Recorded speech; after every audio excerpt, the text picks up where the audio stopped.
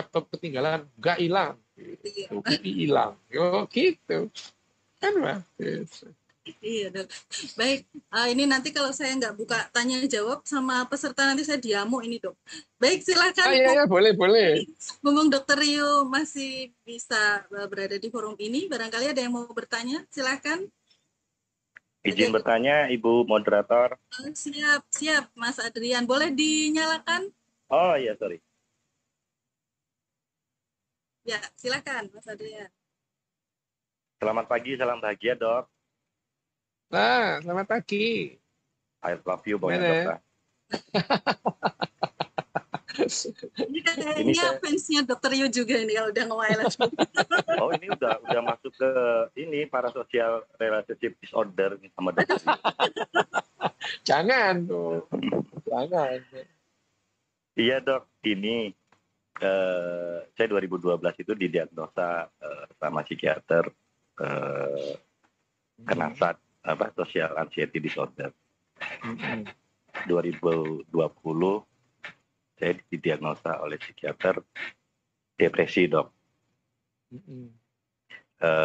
Ya rasanya sangat menderita sekali lah saat itu. Sempat baca bukunya Matt Haig, merasa nyaman lah, kan? Ternyata saya nggak sendirian. Sampai akhirnya dikenalkan sama Ibu Moderator dengan sosok Dokter Bedet. Ya, jadi mulai ngikutin Dokter Yu dari 2020. Oke. Jadi ya terima kasih sama Dokter Yu.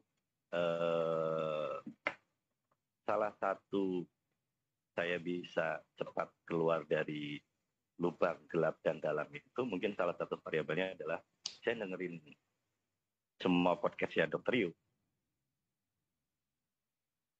Nah, ya itu juga kebetulan. Jadi tapi sebenarnya tadi udah terjawab sih Dok tadi ya, tentang konsumsi obat itu loh Dok. Karena sampai saat ini saya masih konsumsi antidepresan sudah berapa tahun. Tapi kadang tuh ngerasa kenapa hidup saya harus ditompang oleh obat untuk hidup gitu kan.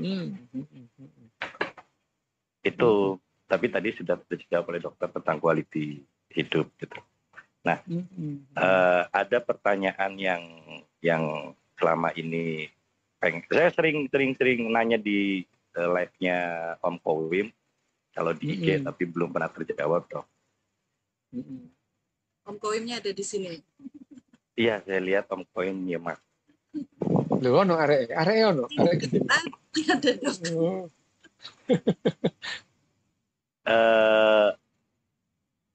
Sekarang saya agak kesulitan untuk berdelusi Dok.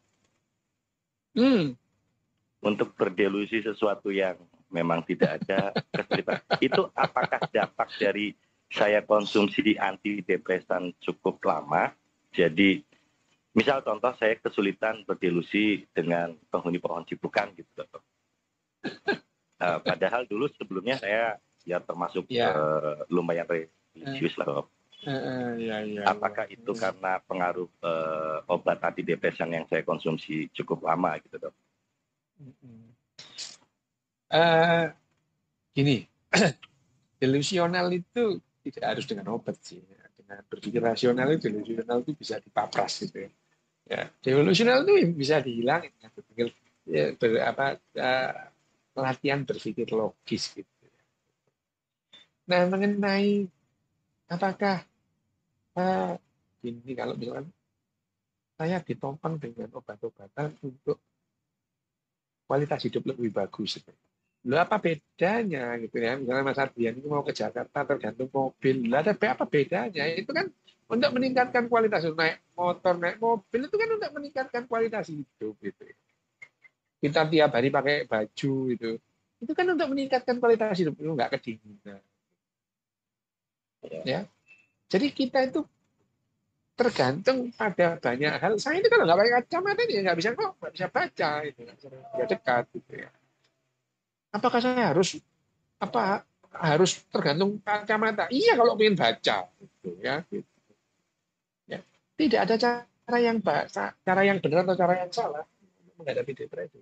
Ya, kalau dengan jilatin setir mobil itu rasanya nyaman ya jilati aja setir mobil itu. Ya, jadi kalau dengan obat-obatan itu terus kemudian kualitas hidup kita naik, lah nggak apa-apa. Ada orang yang secara rutin makan rawon, apa bedanya gitu. Wah, kalau nggak makan rawon ada yang salah. Lah apa bedanya dengan minum obat? Gitu. Ya, kalau obat-obatan itu membuat kualitas hidup kita lebih baik.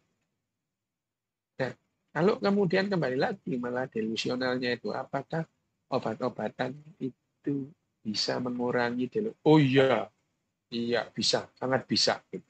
Obat-obatan itu terus kemudian mengurangi delusional kita itu itu sudah tidak diragukan lagi, itu bisa.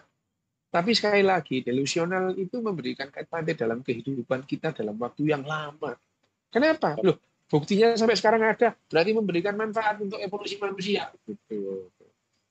Ya, tapi pada satu titik bisa saja yang dulu itu bermanfaat sekarang jadi kontraproduktif, itu bisa gitu. Ya, ya ini kayak kita bicara mengenai hal yang bersifat apakah itu memberikan advantage atau memberikan kualitas hidup yang lebih bagus, itu poinnya gitu. Pertanyaannya, dengan tidak delusional terus kemudian sampai lebih nyaman, lebih tenang, lah yang ngapain kepingin delusional lagi gitu. Ya. Loh, tapi yang ada yang delusional ya nggak apa-apa juga itu ya, asal delusionalnya itu tidak untuk ngajak-ngajak orang untuk delusional.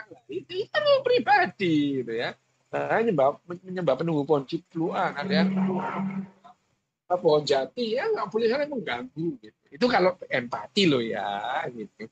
Tapi ada doktrin-doktrin yang mengharuskan kita menerabas empati, itu ada gitu. Ada doktrin kita harus menyebarkan bahwa penunggu pohon cipluan itu adalah Tuhan satu-satunya lah ya, wes lah ya gitu itu. Ini yang jadi persoalan. Jadi kita sekarang paham delusional itu tidak selalu memberikan disadvantage, ada advantage. Asalkan kita sekarang tahu yang namanya wilayah privat mana, wilayah publik mana. Sekarang loh ya, ini kita ngomongnya saat ini, pada saat ini, tahun 2023. Mungkin omongan ini tidak relevan kalau misalkan ini diomongkan zaman Socrates dulu. Gitu ya. Nggak relevan. Gitu. Zaman Plato itu nggak relevan kita ngomong kayak gini. Tetapi kita sekarang paham bagaimana cara otak bekerja, bagaimana otak itu, otak manusia 8 miliar, mungkin nggak 8 miliar orang itu otaknya jadi satu, bekerja bareng. Bisa. Itu. Nah sekarang kita udah tahu ya. Lah ngapain kita itu sekarang nggak tahu yang namanya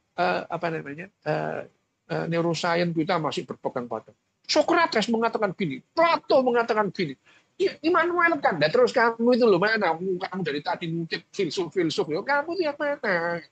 Menurut Plato, menurut Kant, menurut ini lah, menurut kamu yang mana? Sekarang kita yang memahami sekarang kesehatan kita ya dari kacamata kedokteran berpegang pada biologi, bahwa kedokteran itu sebuah keyakinan, iya. Ya, dalam jangka waktu lama kedokteran itu keyakinan. Ya, keyakinan bahwa di tubuh kita itu ada 4 cairan, 4 humor, itu keyakinan itu. Dimulai dari zamannya Hippocrates. Hippocrates yang membuat keyakinan. Ibnu Sina itu ngekor Hippocrates saja soal 4 cairan itu. Makanya Ibnu Sina ikut-ikutan juga bekam gitu. Ya itu bukan inovasinya Ibnu Sina. Ibnu Sina ikuti Hippocrates saja gitu. Nah, sekarang kita paham bahwa humor itu enggak ada. Cairan itu enggak ada. 4 cairan hitam itu enggak ada. Hitam, merah, kuning, sama putih itu enggak ada. Loh, sampai sekarang kalau masih dokter, ada dokternya praktek bekam itu loh ada. Gitu. Bayangin aja kayak gini. Gini mau di masyarakat yang rasional gimana? Nah, sekali lagi berpegangan pada yang kedokteran modern, ya nggak modern ya terserah lah ya. Yang kedokteran modern berpegang pada biologi dan biologinya manusia, kedokteran biologi kedokteran itu berpihak kepada manusia. Kalau biologi kan nggak berpihak. Tapi kalau kedokteran itu berpihak pada manusia. Kalau binatang-binatang lain boleh dikorban untuk manusia. Manusia dikorban untuk manusia lain, nggak boleh. Nah, itu kedokteran. Jadi kalau sekarang, ya udah, yang dilakukan sudah betul. Misalnya bahwa yang namanya mengkonsumsi obat, kalau ada sesuatu, tanya ke dokternya, karena dokternya itu yang paling tahu.